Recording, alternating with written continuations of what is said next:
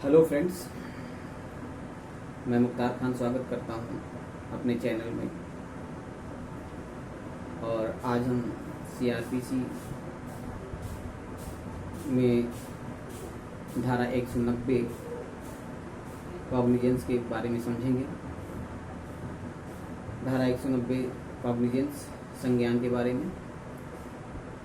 इस धारा को समझने से पहले मैं आपसे रिक्वेस्ट करूंगा कि मेरी वीडियो आपको पसंद आए तो आप प्लीज़ सब्सक्राइब करें, लाइक करें, शेयर करें।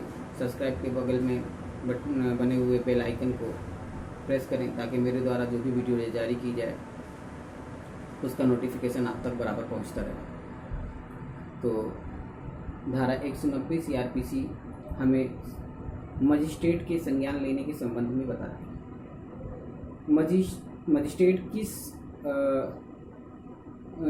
को कहाँ पर पावर है, किन किन दशाओं में वो संज्ञान ले सकता है। पहली कंडीशन, यदि किसी व्यक्ति द्वारा मजिस्ट्रेट के समक्ष कोई परिवाद प्रस्तुत किया गया है, उस परिवाद में संज्ञान लेने का अधिकार प्राप्त है। दूसरा है, यदि पुलिस द्वारा कोई एफआईआर प्रथम सूचना रिपोर्ट मजिस्ट्रेट के समक्ष प्रस्तुत की जाती है तो उस पर भी वो संज्ञान लेते हैं। अगला है, यदि व्यक्ति से भिन्न, पुलिस से भिन्न कोई अन्य व्यक्ति कोई इत्तला मजिस्ट्रेट को देता है तो उसकी इत्तला पर भी मजिस्ट्रेट संज्ञान ले सकता है। और चौथा है, जो इम्पोर्टेंट है, मजिस्ट्रेट स्वयं खुद भी किसी मामले का संज्ञान ले सकता है जो उसकी अपनी जानकारी में।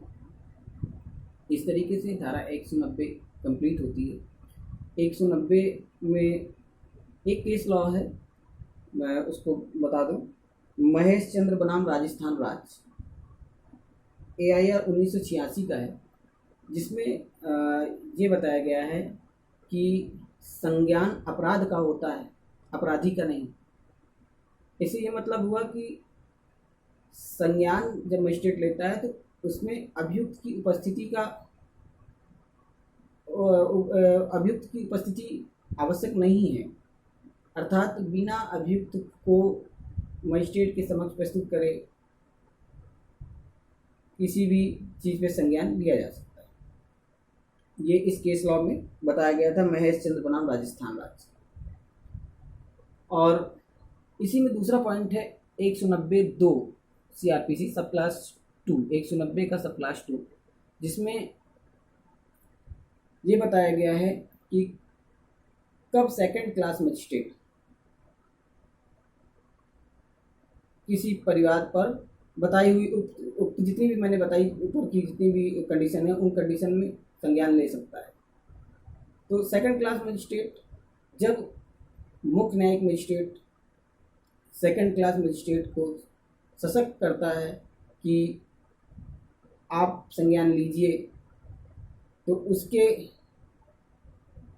सशक्त करने पर ही सेकंड क्लास मजिस्ट्रेट किसी परिवार पर, एफआईआर पर या किसी की इत्तला पर या स्वयं पर संज्ञान ले सकता है। इसमें एक इम्पॉर्टेंट चीज़ और है कि यदि मजिस्ट्रेट अपनी जानकारी पर किसी मामले में संज्ञान लेता है तो उस मामले में मजिस्ट्रेट अभियुक्त को, एक्यूज को ये मशवरा देगा, सलाह देगा कि वो चाहे तो अपना केस किसी अन्य मजिस्ट्रेट की कोर्ट में ट्रांसफ़र करा सकता है। क्योंकि उस मजिस्ट्रेट द्वारा खुद ही संज्ञान लिया गया है, इसलिए ये राइट एक्यूज को दिया गया है। क्योंकि जब उसने अपनी जानकारी में संज्ञान लिया तो हो सकता है विचारण में कुछ दिक्कत हो सकती है। तो अभियुक्त, जितने भी अभियुक्त उस मामले में होंगे, उनमें से कोई भी अगर चाहता है कि हम इस मजिस्ट्रेट साहब से मुकदमे को नहीं कराना चाहते हैं या ये हमारा विचारण या जांच ना करें, किसी अन्य को कर दिया जाए, तो वो मामला मुख्य न्यायिक मजिस्ट्रेट के आदेशानुसार किसी अन्य कोर्ट में ट्रांसफ़र कर दिया जाएगा। और जिस कोर्ट में ट्रांसफ़र किया जाएगा उस न्यायालय द्वारा, उस मजिस्ट्रेट द्वारा उस मामले का जांच और विचारण किया जाएगा। इस तरीके से धारा 190 पूर्ण रूप से कंप्लीट हो गई है और इस मामले में मेरे द्वारा संज्ञान के बारे में बताया गया है। तो मेरे द्वारा बनाई गई वीडियो मैं पुनः कहने जा रहा हूँ आपसे कि अगर मेरे द्वारा बनाई हुई वीडियो आपको पसंद आती है तो आप इसे लाइक करें, सब्सक्राइब करें।